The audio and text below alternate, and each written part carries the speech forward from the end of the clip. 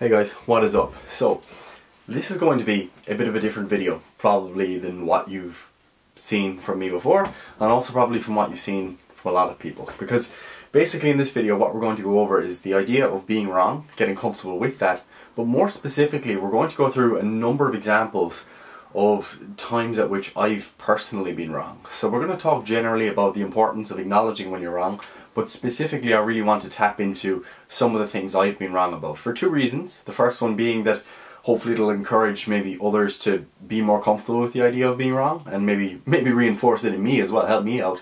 And secondly, to expose some of the ideas that I've held in the past that I feel are either unhelpful, harmful, or simply false. So that's essentially where this video is coming from, because being wrong is incredibly important, particularly as a professional that works with other people, because we're sort of put in this pedestal, regardless of whether you're a personal trainer, a physiotherapist, a doctor, whatever it is, you're put in this position whereby you're expected to be the expert and to know everything at all times. And sometimes that can be harmful to patients or to clients or whatever, or just to your friends that you're advising, because you're expected to have an answer at all times. And sometimes what you can end up doing is giving answers where you may not know the full context as to when your recommendation might apply, or you may not just know the information very well, and hence you just give an answer. And sometimes we recognise that those things, they're probably not, it might be wrong, you know, so it's 6 months down the line, you've recognised that that was poor advice, but we never actually take the necessary steps to acknowledge it and to move forward as critical thinkers. So that's what I want to do here, because obviously, like, I'm 23, so I'm pretty young, and I think sometimes I probably think I know more than I do, you know. I think I know more than I do, and people think I know more than I do. Just like when I follow other really young people, I probably over-trust them versus what I should. Because realistically, you know, regardless of how confident I am in me or you are in me, what we have to realise is that it's very unlikely that someone my age is going to know everything, or that should be put on the pedestal as being the expert about a certain topic. So I think we have to be very careful about that and recognise that, you know, critical thinking standards need to really apply to everyone, regardless of how many followers they have, regardless of, you know, their vocabulary, how many big words they can use, regardless of, you know, how familiar they seem with the topic. Because otherwise we fall, you know, victim to false narratives, non-evidence-based practices, silly products, silly services and stuff like that. So that's pretty much the purpose of this video. So hopefully by the end of this video you'll feel a bit more comfortable being wrong, you'll recognise why it's important to admit when you're wrong, and also you'll recognise some of my personal flaws, and how, you know, extensive, you know, how many examples we can actually find of me, you know, showing you where I'm wrong. So basically what I'm going to go through is specific examples just from some posts that I've made in the past. You know, some of the ones that are particularly adherent to a certain theme, which I think is important, probably most important to address if there's specific belief that you've held for a long period over time. So obviously we all get nuances wrong here and there, but I didn't want to just make this video and be like, oh, here's a nuance when I use the wrong word, because that just makes it look like, that's just like me making this video to be like, oh, look how altruistic I am, I'm so open to being wrong. Whereas in fact I'm actually going to show you examples of me making statements that are, you know, very clear across multiple posts that are probably not helpful and that I wouldn't stand by now, and that I've even been criticised for. And that's the reason I really want to make them clear, because I think we just need to accept that, you know, we're humans, we have cognitive biases, we have logical fallacies, we often want to feel that we're right. We like when we have a consistent narrative that seems to be, you know, attractive, that seems to apply to different situations and explain things without truly digging into the weeds with regards to why we actually think what we think and why we might be wrong. So this video is themed about me being wrong. And the first post that we're going to go through is this post. So this was a video that I made, and it was about shoulder pain in the bench press. And one of the messages that I was kind of getting across in this video was that, you know, slamming the bar, you know, down off your chest, I was saying that that was a risk factor for you having shoulder pain.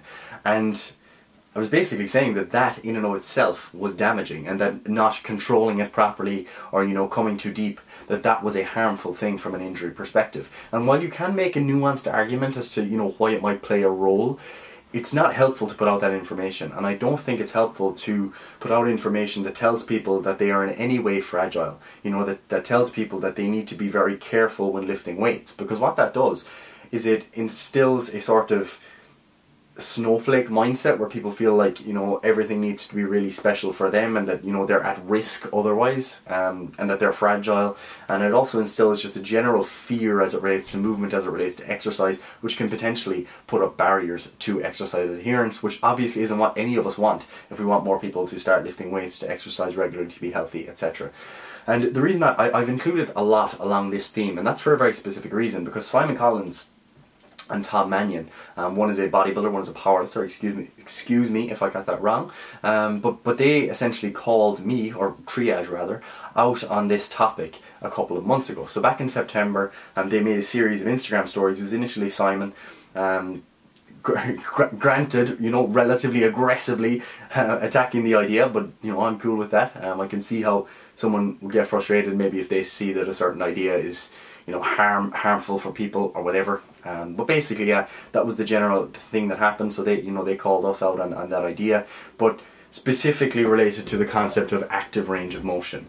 So, you know, you'll have heard us talk about that in the past, where we recommended people assess their active range of motion, and there's been points in time where I've said to do that, you know, you should do that before any exercise if you want to be as safe as possible, and we've recommended that. And to be honest, I just don't think that's helpful messaging. It's not something I would stand by, in that, like, I guess to make it clear, it wasn't a Triage idea by any means, as in, like, assessing your active range of motion is not a Triage idea. It's carried out widely, particularly anyone that's attended a resistance training specialist course, which have been around for decades, initiated by Tom Purvis, taught around the world. That's a big source of that sort of idea. Not that it doesn't exist elsewhere, but basically, the way it's not necessarily that I think that it's a bad idea to assess active range of motion, and that you should maybe consider it sometimes as it relates to exercise. But what I am saying is that it is a harmful message for me, or for anyone, to put out there, to tell people that they need to be very careful about certain positions, particularly as it relates to injury. Like, I don't think it's bad, it's necessarily harmful as it relates to hypertrophy, because, I mean, hypertrophy is a side effect. You can do lots of things and get hypertrophy, but particularly as it relates to injury, it's really not helpful to create a sense of fragility as it relates to exercise, and put up that extra barrier in the way of people participating in exercise, and especially resistance training, when it is so important. So they were the points that I wanted to address in relation to that, because I think both Tom and Simon brought up the point of making people seem like they were fragile, and I actually totally agree with that. And it's something that I want to make very clear to both of the guys, and also to anyone that listens to me or to Triage or whatever. Like, it's not helpful to put out exercise messages that instill a sense of fragility, that instill a sense of people needing to meet certain prerequisites for exercise. I don't think that's helpful, because, you know, while some of these things may play a role some of the time, it's definitely not as important as considering the overall exposure of the person. So, I mean, if you're not considering the overall, like, let's say, volume that someone's exposed to in the gym, and you're worrying about these little things and saying that they're the cause of injury, that's just wrong. You know, it's not helpful, and I don't think it's an evidence-based stance to hold by any means. So that's that one, and that's going to be a theme that's going to come up now and again. So the next one was, excuse me in my boxers, but the post was related to, I said, the big red flags that I make note of in relation to programming when a client signs up are too much volume, lack of control throughout the range, working beyond the active range, quick tempos, etc. And again, that sort of fits that theme again, whereby I'm kind of creating a sense of fear-mongering as it relates to exercise. So telling people, you know, that they lack control and that is the cause of their pain, or that, you know, they're working beyond their active range, which, you know, it's like you can make a case for it, but at the same time, it's not helpful to put that out in a public forum. In that, if you're helping someone on an individual basis to maybe adjust their exercise, whatever it is about their exercise, and that sort of helps them, it's like, okay, cool, and you can have discussion as it relates to that narrative then. But on a public forum, I don't think it's helpful to put out the message that, you know, people need to meet certain prerequisites and really be careful about exercising. I don't think that's helpful. So Gaz, that gets a no from me as well. And the next one was rate of perceived perfection. This was I think this was initially Paddy's idea, to be fair, but it was I put together this actual infograph, so my information. So the rate of perceived perfection. What we said here was we devised this as a means of encouraging people to focus more on their technique when considering progressing the load they are using. And in the actual description it says, we're very particular with the technique that people use when they lift, blah blah blah. But again, I don't think it's helpful to create this sense of, you know, perfection as it relates to lifting, because people are different. That's something we've pointed out many times, and you know, people will move in different ways, and there's no specific ideal movement, and there's also no specific position that is inherently injurious. So I don't think it's a helpful message to tell people that they need to meet a certain idea of perfection, especially if you're not identifying what that actually is. Because me reading that, or me showing that to someone, what camera died, but we're going again. As I was saying, what they might get from that when reading that is that, you know, there's a certain image in their head as to what perfect technique looks like, maybe from a YouTube video, from someone on Instagram, and that they need to meet that standard, or otherwise they're at risk of injury or getting suboptimal results. And personally, I don't think that's a helpful message, especially on a public forum, without being specific to the person, you know, in person, in an in-person setting, for example. The next one was a more subtle one. So the message inside here, like, it's not actually the post that I believe to be wrong here, but rather the idea that psychology is physiology.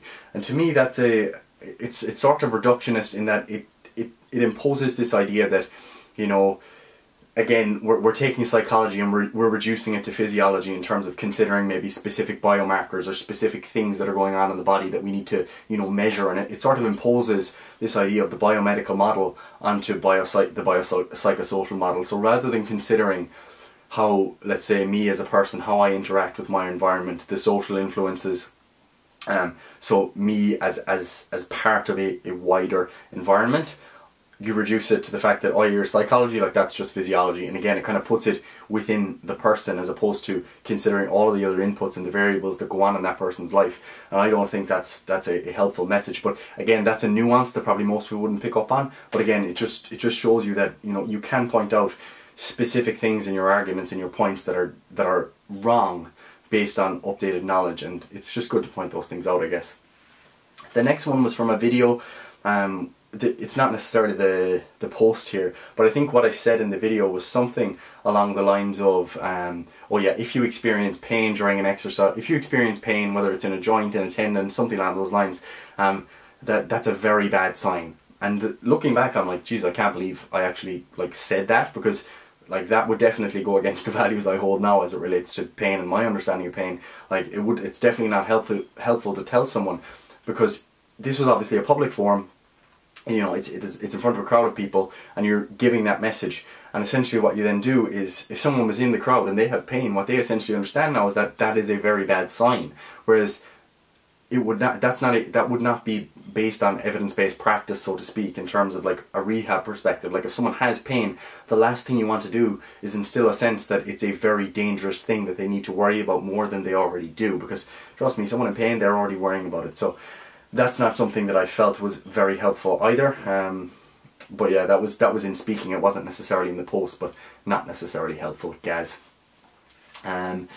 This one, again, it was sort of along the same narrative. There was nothing in the post that I said here that I believe to be particularly like wrong as such, but it was actually the comment. There was a comment from a girl called, I think, Rach Amma or Rach Amanda. Apologies if you're watching this. It was a negative comment, so I assume you don't watch my videos, but that's alright.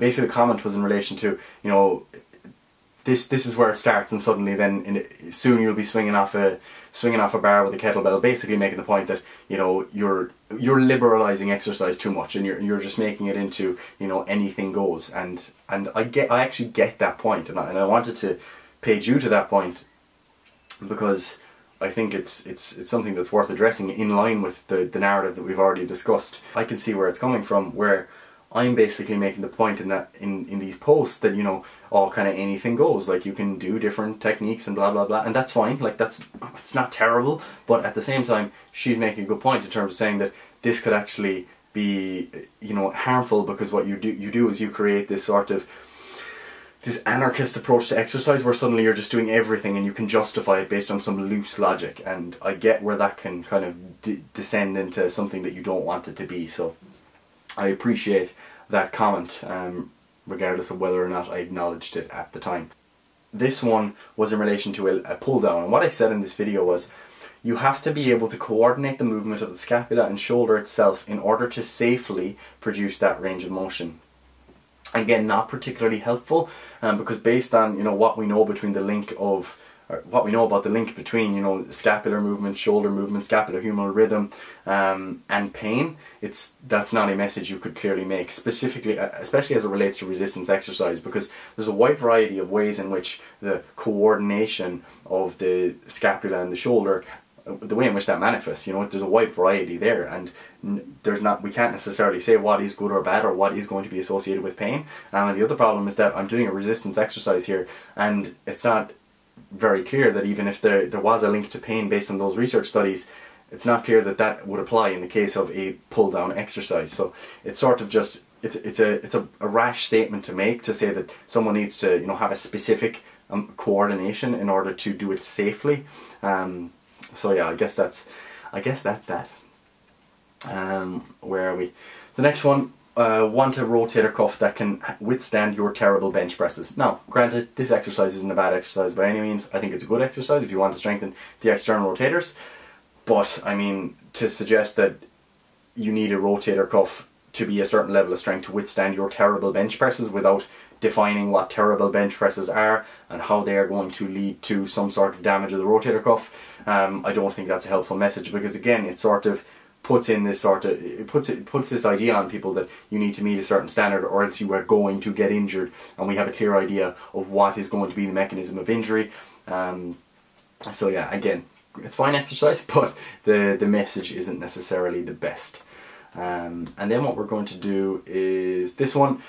So this again is very similar, scapula and chest training. One of the messages here that I didn't necessarily like when I look back on it was protracting the scapula will compromise stability, and then an unstable shoulder will be much weaker.